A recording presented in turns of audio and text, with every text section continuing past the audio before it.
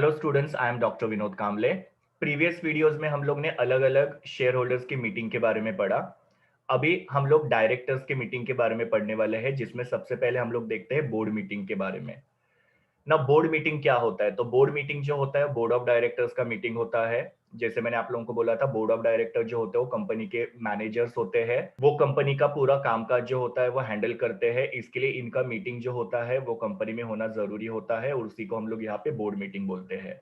तो ये जो बोर्ड ऑफ डायरेक्टर्स होते हैं, वो कंपनी के कुछ पॉलिसी इश्यूज होते हैं। पॉलिसी इश्यूज का मतलब कंपनी के कुछ भी पॉलिसीज या रूल्स वगैरह है, उसमें कुछ प्रॉब्लम है तो उसको डिस्कस करने के लिए मीटिंग बुलाते हैं।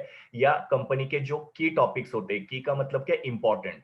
तो कोई ऐसे इंपॉर्टेंट टॉपिक है, जैसे कि कंपनी का सेल्स कम हो रहा है, या कंपनी का कोई नया प्रोडक्ट मार्केट में लॉन्च करना है, कंपनी को नया ब्रांच ओपन करना है। तो ये सारे जो होते हैं वो कंपनी के की मैटर्स होते हैं, की टॉपिक्स होते हैं।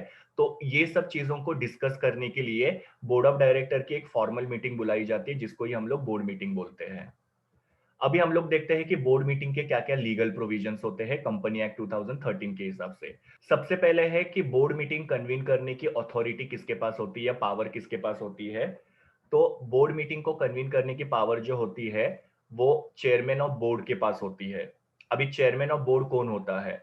तो जो भी कंपनी के बोर्ड ऑफ डायरेक्टर्स होते हैं, उसमें से ही एक पर्सन को इलेक्ट किया जाता है या सिलेक्ट किया जाता है। और वो जो डायरेक्टर है वो चेयरमैन ऑफ बोर्ड कहलाया जाता है। मतलब वो बोर्ड मीटिंग के अंदर एज अ चेयरमैन एक्ट कर सकता है। दूसरा है नंबर ऑफ बोर्ड मीटिंग्स, मतलब कंपनी में कितने बोर्ड मीटिंग्स हो सकते हैं, उसकी कितनी फ्रीक्वेंसी होती है।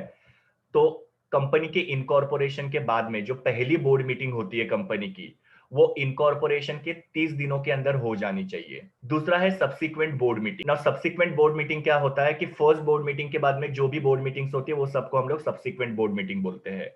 जैसे सेकेंड बोर्ड मीटिंग हो सकता है, third, fourth, fifth, six and so on. So वो सारे मीटिंग्स को हम लोग यहाँ पे सब्सिक्वेंट बोर्ड मीटिंग बोल सकते हैं। तो ये जो सब्सिक्वेंट बोर्ड मीटिंग्स होती है वो साल में मिनिमम 4 बार होनी चाहिए। और दो बोर्ड मीटिंग के बीच का जो गैप है वो 120 डेज से ज्यादा का नहीं होना चाहिए। तो फर्स्ट बोर्ड मीटिंग जो है वो कंपनी के इनकॉर्पोरेशन के बाद में 30 दिनों के अंदर होना चाहिए। और सब्सिक्वेंट बोर्ड मीटिंग जो है वो हर साल मिनिमम 4 बार होना चाहिए। और दो बोर्ड मीटिंग के बीच का जो गैप है 120 डेज से ज्यादा का नहीं होना चाहिए। तीसरा है वन पर्सन कंपनी के बोर्ड मीटिंग जो है वो कब होता है? तो वन पर्सन कंपनी का बोर्ड मीटिंग जो होता है वो कैलेंडर ईयर के 6 महीने में एटलीस्ट एक बार होना चाहिए। हाफ ऑफ कैलेंडर ईयर का मतलब क्या होता है कि कैलेंडर ईयर के 6 महीने में एक बार। अभी कैलेंडर ईयर क्या होता है? तो कैलेंडर ईयर जनवरी में शुरू होता है और दिसंबर में खत्म होता है।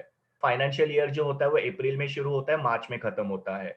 तो वन पर्सन कंपनी का जो बोर्ड मीटिंग है वो कैलेंडर ईयर के एटलीस्ट 6 महीने में एक बार होना चाहिए। और वन पर्सन कंपनी के जो दो बोर्ड मीटिंग्स होते हैं उनका गैप जो है वो 90 डेज से ज्यादा का नहीं होना चाहिए। तो ये लीगल प्रोविजन है बोर्ड मीटिंग के बारे में कि कौन सा बोर्ड मीटिंग कब होगा उसके बारे में। थर्ड है वर्चुअल मीटिंग। ना वर्चुअल का मतलब क्या होता है? ऑनलाइन, जहां पे members face to face meeting नहीं करते हैं, किसी वर्चुअल मोड से या ऑनलाइन मोड से मीटिंग कंडक्ट करते हैं। तो यहाँ पे जो भी कंपनी के डायरेक्टर्स हैं वो बोर्ड मीटिंग के अंदर या तो पर्सनली पार्टिसिपेट कर सकते हैं, मतलब वहां पे फेस टू फेस मीटिंग के अंदर जा सकते हैं, या फिर वो वीडियो कॉन्फ्रेंसिंग के थ्रू मीटिंग कंडक्ट कर सकते हैं, या फिर दूसरा कोई भी ऑडियो विजुअल मीन्स है उसके थ्रू भी यहाँ पे मीटिंग हो सकती है। मतलब ऑनलाइन यहाँ पे मीटिंग्स हो सकती है या फिर पर्सनल मीटिंग्स हो सकती है।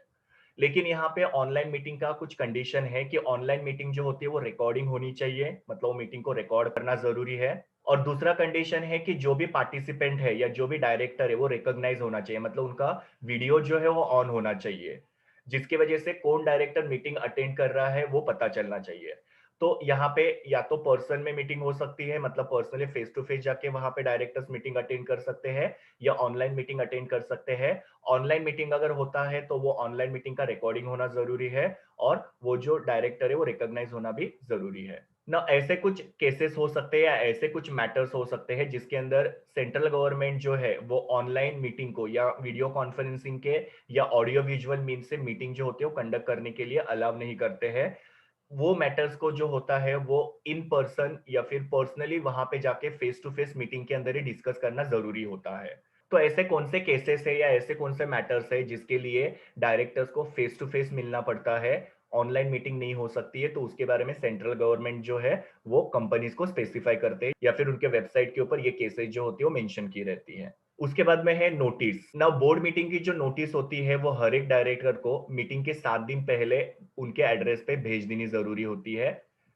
ना ये नोटिस जो होती है उसके साथ साथ एजेंडा भी भेजा जाता है। एजेंडा मतलब क्या होता है कि क्या क्या मैटर के ऊपर डिस्कशन करना है, तो वो लिस्ट ऑफ मैटर्स को यहाँ पे एजेंडा बोला जाता है। ना मीटिंग का नोटिस जो होता है वो डायरेक्टर्स को हैंड डिलीवरी के द्वारा दी जा सकती है या फिर पोस्ट से भेजी जा सकती है या फिर इलेक्ट्रॉनिक मीन से, जैसे कि ईमेल के थ्रू वगैरह भी यहाँ पे नोटिस भेजी जा सकती है। और अगर इन केस बोर्ड मीटिंग का नोटिस जो है वो डायरेक्टर्स को नहीं भेजा है, तो जो भी ऑफिसर्स है जिन्होंने ये डिफॉल्ट किया है उनको यहाँ पे 25,000 का पेनल्टी पे करना पड़ सकता है। तो हर एक डायरेक्टर को यहाँ पे 7 दिन पहले बोर्ड मीटिंग का नोटिस जो होता है वो भेजना जरूरी होता है। फिर बाद में है कोरम। कोरम मतलब मिनिमम कितने मेंबर जो है वो बोर्ड मीटिंग के अंदर प्रेजेंट होने चाहिए। नो कंपनी एक्ट 2013 के हिसाब से बोर्ड मीटिंग का कोरम जो है उसके अंदर 2 कंडीशन होती है। पहला कंडीशन ये है कि कंपनी के टोटल जो भी डायरेक्टर्स है उनका 1/3 कितना है, और दूसरा कंडीशन है 2 डायरेक्टर्स। ये 2 कंडीशन में से जो भी हायर होगा वो बोर्ड मीटिंग का कोरम होता है। जैसे कि यहाँ पे हम लोग एक एग्जांपल लेते हैं कि कंपनी के अंदर टोटल 3 डायरेक्टर्स है, तो 3 का 1/3 हम लोग निकालेंगे। 3 का 1/3 कितना आता है, 1। और दूसरा कंडीशन क्या है, 2 डायरेक्टर्स। तो 1 डायरेक्टर और 2 डायरेक्टर, इसमें हायर जो है वो 2 डायरेक्टर्स है। तो उस केस में कंपनी के बोर्ड मीटिंग का कोरम जो है वो 2 डायरेक्टर्स हो जाएगा।